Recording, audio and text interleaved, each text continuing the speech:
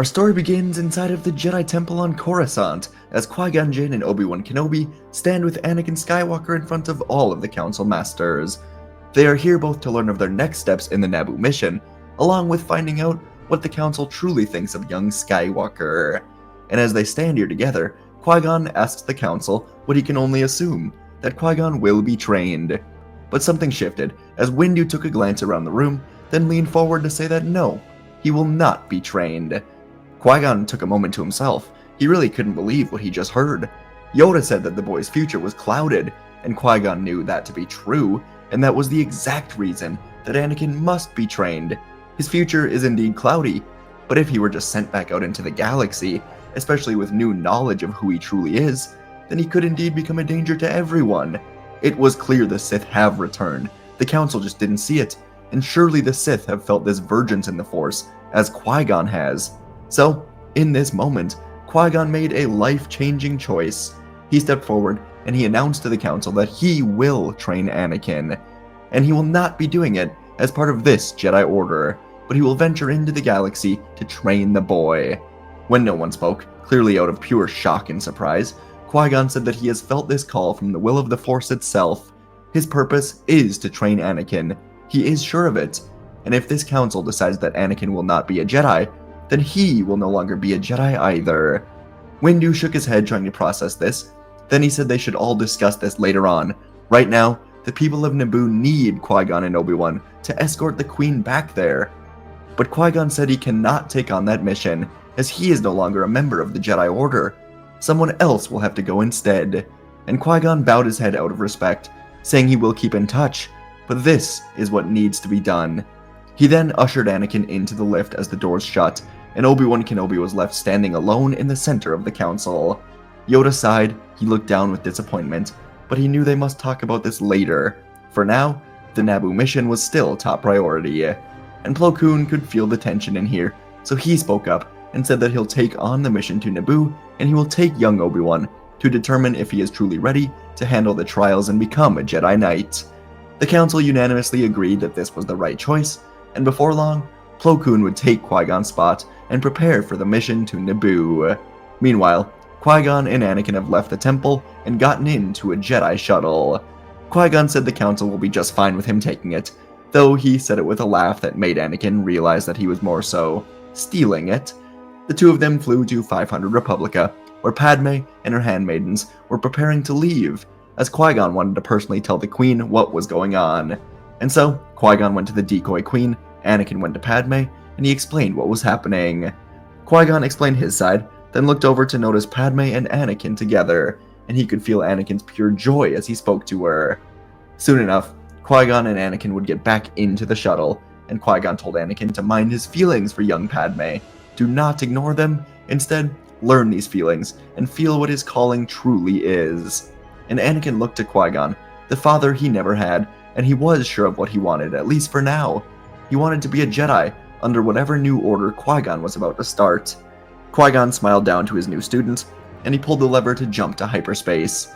For Plo Koon and Obi-Wan, the two Jedi would emerge from their ship through hyperspace above Naboo. And they were on the Naboo royal ship, so Plo was still getting used to the constant questions and nagging about everything from Jar Jar. He was an interesting creature. The group would land on Naboo, and they would begin planning on how to fight off the Trade Federation and arrest the leaders for this illegal occupation of the planet. And while they planned, the ship with Qui-Gon and Anakin came out above hyperspace, above Naboo. And Anakin quickly realized that he asked so many questions about the galaxy, the Force, and the Jedi that he forgot to ask where they were actually going. Qui-Gon smiled, and he said that this is where they will train. Naboo is a planet that has been neglected by the Jedi for a long time, but roughly 200 years ago, there was a Jedi temple here called the Gylo Temple. Naboo is strong in the light side of the Force, but ever since the Jedi abandoned most temples and outposts across the galaxy and focused solely on the Coruscant Temple, these planets have seemingly diminished in their Force feeling, including Naboo. Instead, it has been heavily industrialized, and the banking clan has led an effort to build plasma refineries here. These refineries have greatly increased Naboo's overall wealth and economy, and it has helped Naboo to flourish once more. But it is time the planet flourishes in the Force as well. Anakin asked why they didn't tell the council they were going here, and Qui-Gon just shrugged, saying there was no need. But perhaps they can help to free Naboo after all. So Qui-Gon and Anakin would find the Jedi, and Plo Koon could only shake his head as he realized what was going on. But he would certainly take the help, and so Obi-Wan and Anakin would actually lead a search team to try and find the Sith ship to see if he was here, while Qui-Gon and Plo would go with the Queen to take back Naboo. And things went into action, with a battle going on in the field, and the two Jedi leading the Naboo fighters. They would inevitably be faced down by Maul, and so Maul would be forced to take on the two Jedi Masters, while Anakin and Obi-Wan searched for his ship. While they were together, Obi-Wan began to open up to Anakin, saying that he will love Qui-Gon as a master. He is tough, kind, but he will do everything possible to make sure that Anakin becomes who he is supposed to be. Eventually, the two of them were at the bottom of the hangar, and they found Maul's ship. It was in a hidden hangar underneath the plasma refinery, but immediately upon finding it, they had to hide as the hangar doors swung open. The Sith were here. Maul fought the two Jedi, but quickly learned that he was not a match yet for two masters. He ran, and he escaped back to his ship. He would go back to Sidious, deal with his failure, and Maul never sensed Obi-Wan or Anakin as he was in his hurry. He took off, and Obi-Wan stepped out, throwing a tracking device on Maul's ship, just as Plo Koon and Qui-Gon got to them. Obi-Wan told them about the device, and now he and Plo would take on the responsibility of tracking the Sith. They said goodbye to Qui-Gon, and Plo said they may see each other again soon. Qui-Gon told Plo that he and any other Jedi are welcome to what will be built here on Naboo, and they went their separate ways. In space, the droid control ship above Naboo would be blown up, but every last Naboo fighter would die to make it happen, and so the droids were shut down, but it took great sacrifice. Newt Gunray and the others were captured, and Naboo was secured. Qui-Gon would quickly organize to speak with the Queen, now revealed to be Padme, and he would ask for permission for the Jedi presence to be here on planet. Padme said that this is acceptable, but the Jedi will not have any real political power. They may train, they may live here peacefully, but they cannot interfere unless asked. This was more than acceptable, and so Qui-Gon took Anakin to the hidden temple. It was under the great Naboo waterfall, and the temple was beautiful. Once under the waterfall, the giant cave with the temple inside was created so the sound of the waterfall became a serene background noise rather than a constant loud rush, and it was made this way to help keep one's mind at peace. There was a hole in the top of the cave that allowed sunlight in here, and lanterns were spread throughout the area. The temple was grand, maybe a tenth of the size of the one on Coruscant, but it was more than enough to have a smaller Jedi Order, or even just two Jedi. They walked together in here, and soon Qui-Gon stood at the temple's heart, surrounded by towering pillars engraved with faded symbols of the Jedi during the High Republic. He knelt on the stone, motionless, steady, as the world around him pulsed with life. The rhythm of the rushing water, the gentle hum of the wind, and through cracks in the rock, all were part of the Force, flowing endlessly but ever present. Qui-Gon gestured for Anakin to do the same, inviting him to just listen, to just breathe, and to feel. Anakin knelt, he closed his eyes, and his youthful energy was clashing with the stillness of the ancient place. His thoughts were restless, darting from one sensation to the next, and the roar of the waterfall felt like thunder in his ears, but gradually he began to hear the quiet beneath it all, the rustle of the distant leaves, the soft ripple of water flowing through hidden chambers in the rock. His mind was tugging at him, pulling him towards his deepest emotions.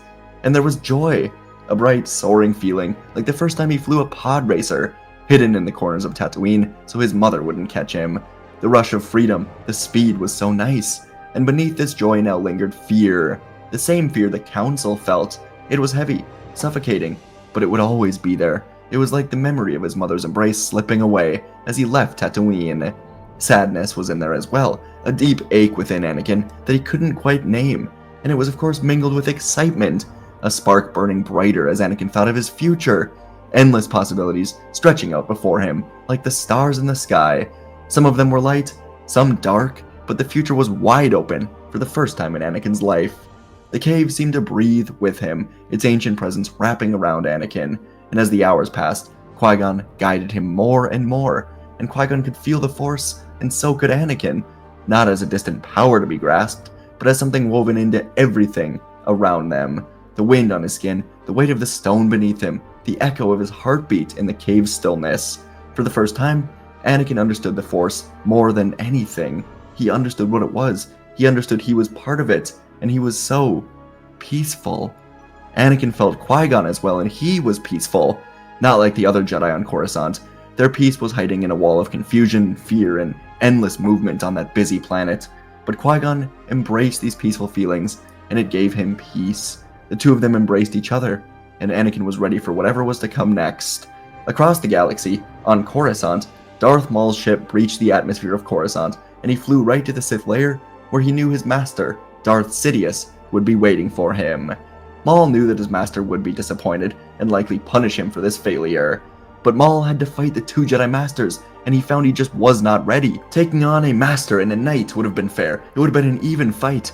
But two full Masters was too much. Surely Sidious didn't just want him to die, right?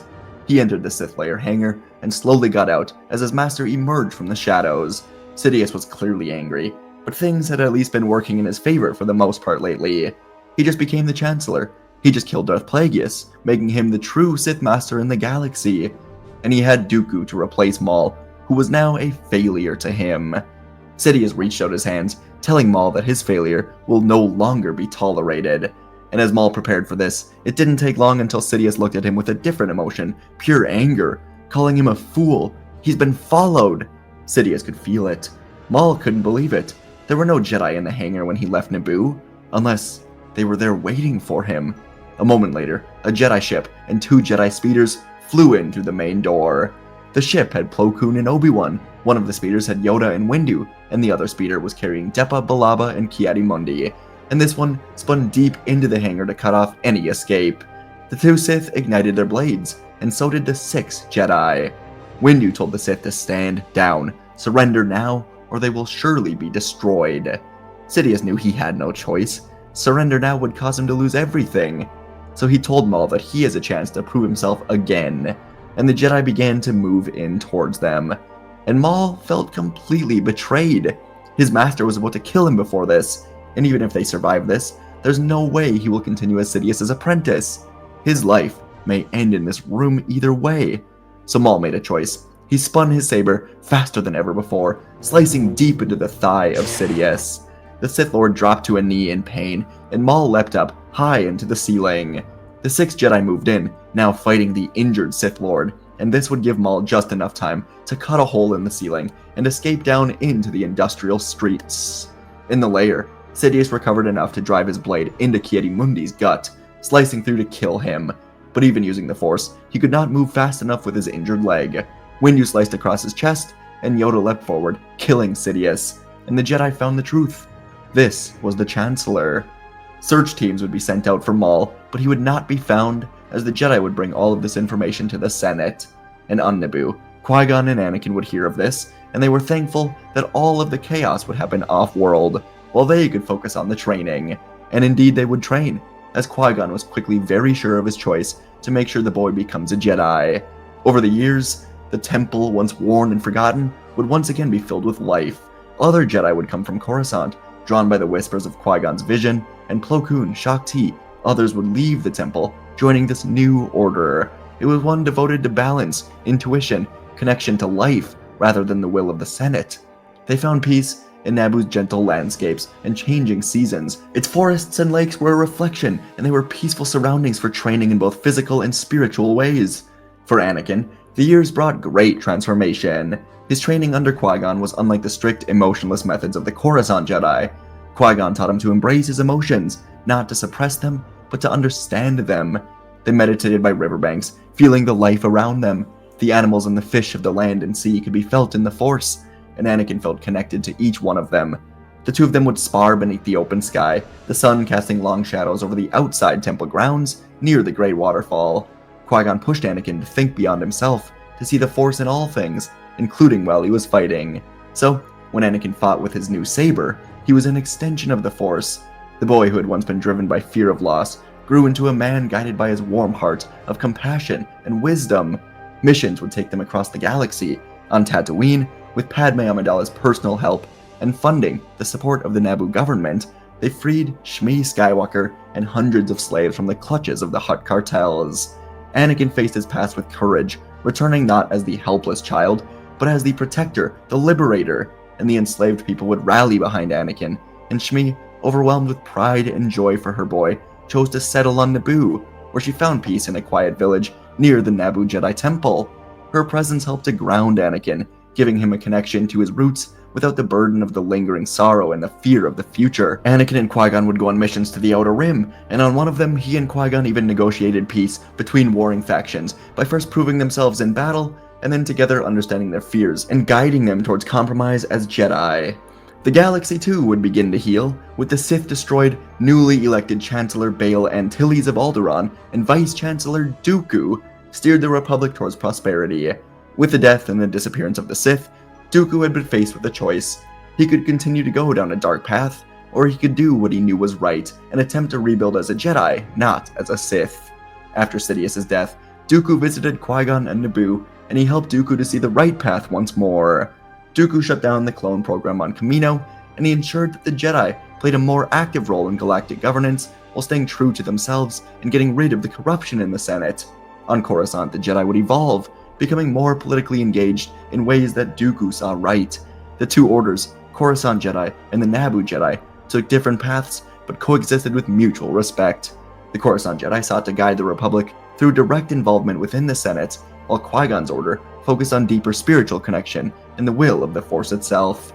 Anakin's strength would become legendary within the new temple. He was a warrior, a protector, and a teacher, guiding younger Jedi in the principles Qui-Gon had instilled within him when he was still a teen.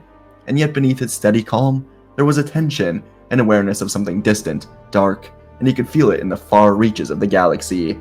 It was a faint shadow creeping ever closer. Qui-Gon could feel it too, but any attempts to find it were unsuccessful. The temple, for all its peace, was not blind to the unseen current of the Force. There was a disturbance, subtle but strong, like a storm gathering on the horizon.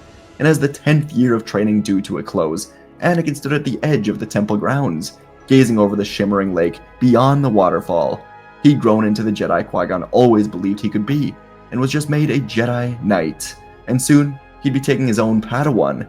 But first, the darkness would come on this very day. The sky above Naboo turned dark as a fleet emerged from hyperspace, jagged ships casting ominous shadows across the peaceful Naboo. The people here, unaccustomed to war, looked to the sky in horror as a pirate fleet descended upon their world like a storm, and their leader, Darth Maul, stood at the helm of the flagship. For 10 years, he's hidden in the shadows, waiting for the right moment to strike, and he built an army of pirates formerly called the Nile. They were enemies of the Jedi from hundreds of years ago, cast into the unknown regions. And now, Maul was leading the Nile, united under his singular purpose, to destroy the Jedi, destroy the Republic they served, and reign in the chaos of it all. And to do that, Naboo was key. The plasma refineries here were his target, and they were the key to forging new weapons for his war against the light. The plasma on Naboo could create weapons to destroy the Jedi, or at least fight against the lightsabers, and so they would fight to control this planet. The attack came swiftly. The Nile descended on the refineries with brutal speed, ships spewing fire as they bombarded the facilities. Raiders stormed through the peaceful villages, taking what they needed, leaving destruction and death in their path. The hidden Jedi Temple quickly was a battlefield. Nile warriors breached the walls, screams of fury echoing through the ancient halls. Lightsabers ignited, Jedi fought amidst blaster fire and explosions. Anakin stood in the temple's central hall, shielding the younglings as the enemies advanced. His heart pounded with both anxieties and power, but he pushed these emotions aside, focusing on the battle at hand. Anakin moved like a force of nature through the temple, cutting down Nile raiders with perfect strikes. His blue blade was guided by the Force. He commanded the remaining Jedi to protect the younglings, push the invaders back. Shakti and Plo Koon fought alongside him, their sabers weaving through the chaos. The Nile were savage, relentless pirates, but the Jedi fought with the calm focus that Qui-Gon had taught them. And still, the cost was high. Many Jedi fell, bodies lying among the shattered statues, burning tapestries. The temple was quickly filled with smoke and fire, but the Jedi held their ground, despite being heavily outnumbered. Luckily, it was in a cave that was strong enough to hold against the firing of the Nile ships. And Qui-Gon stood at the gates of Naboo's largest plasma refinery, flanked by Naboo security forces and a handful of Jedi Masters. He'd been in the capital city, attending tense negotiations with the banking clan when the attack began, and without hesitation, he and his allies raced to the refinery, knowing it would be a primary target. Nihil ships were swarming the skies, raining destruction down on the facility. Qui-Gon was standing firm, green lightsaber igniting as the enemy forces landed, and he was deflecting blaster fire, cutting down invaders as they fought with their cruelty, forcing the Jedi to retreat deeper into the refinery. And as the battle raged on, Anakin converged with Darth Maul. In the temple's burning courtyard, the two locked eyes. Maul's rage was undiminished after years of exile, and he readied his blades. The duel was ferocious, a clash of strength and will, light versus dark, and Anakin fought with the grace and control that Qui-Gon had instilled in him. But Maul's hatred made him unpredictable. Anakin tapped into darker emotions to fight back. He could control them well, and their blades clashed again and again. The sound of each strike reverberated through the ruins. Maul told Anakin that his army is too strong. He is more powerful than any Jedi. But he was wrong. Anakin found the opening, and he didn't hesitate to cut down Maul. He collapsed to the ground, and it was like the momentum of the battle shifted in a singular moment. Anakin, bloodied, weary, ran through the temple again, and he found the Nihil warriors were being forced to retreat. This was good, and he raced to the refinery, sensing Qui-Gon's presence through the Force. The battle here had reached a desperate climax. Nihil ships bombarded the facility in an effort to find a new opening, causing a chain reaction deep in the plasma cores. The structure shuddered, explosions ripped through its foundations. Qui-Gon, standing at the heart of the chaos, reached out with the Force, containing the blast as best he could. The flames licked at the edges of his robes, the heat grew unbearable, but he held the destruction at bay. The explosion threatened to blow up the entire refinery, spread deep in the nearby homes, including the home of Shmi Skywalker. Anakin arrived just in time to see his master's final act. Qui-Gon turned to him, expression calm, serene as always, and the Force swirled around him, radiant with power. And in that moment, Anakin understood. Qui-Gon was making a choice. With a final surge of strength, Qui-Gon redirected the explosion, containing it within the refinery and pushing it into the sky. The blast consumed him, sparing the lives of everyone nearby, and going up to consume the ships of the Nihil as well. Anakin stood frozen, watching as his master vanished in a blaze of light and fire, sacrificing himself to save Naboo. The Nihil fleet in the air exploded, and the ships looked like beautiful shooting stars as they collapsed into the distant fields. The battle was won, and Anakin stood in the ruins of the old Jedi Temple. The wind carried the scent of smoke and scorched earth, mingling with the distant cries of the wounded. Anakin looked out over the devastation, mind filled with the memories of Qui-Gon's teachings. He knelt among the rubble, placing his hand on the broken stones of the temple floor. In his heart, a promise would form, a vow to rebuild, honor Qui-Gon's vision, and to ensure that the Jedi would endure. But beneath that promise, a darker truth stirred. The galaxy would never truly be at peace forever. Darkness would always be there. And as Anakin looked up to the sky at the thousands of stars, he decided to take on the role of leader of the Naboo Jedi and promised a safe galaxy for the people. The spirit of Qui-Gon, alive in the netherworld, looked on with pride as his students became a true Jedi right before his eyes, and the wider galaxy was in good hands. And folks, that is where our video ends today. I hope you enjoyed this one. I really did. I've wanted to do another Qui-Gon video for quite a while, but it's hard to comment some Qui-Gon stuff down below, because like I don't know, I really couldn't get some great ideas. Sorry, I don't know why I stuttered there. Anyways, yeah, I like Qui-Gon. He's such an interesting character, and we get him in one movie along with like Tales of the Jedi and a couple of Clone Wars episodes, so of course some novelizations, which he's of course really good in. Anyways, wanted to pursue a Qui-Gon video, wanted to do something like this where Sidious is killed like right away, but there's still tension and darkness. And I wanted to do that just because I didn't want the Clone Wars to kind of overlap with this. But yeah, appreciate you guys checking this one out. Hope you enjoyed. Let me know what you want to see next. Comment Qui-Gon stuff down below, and I'll see you in the next video.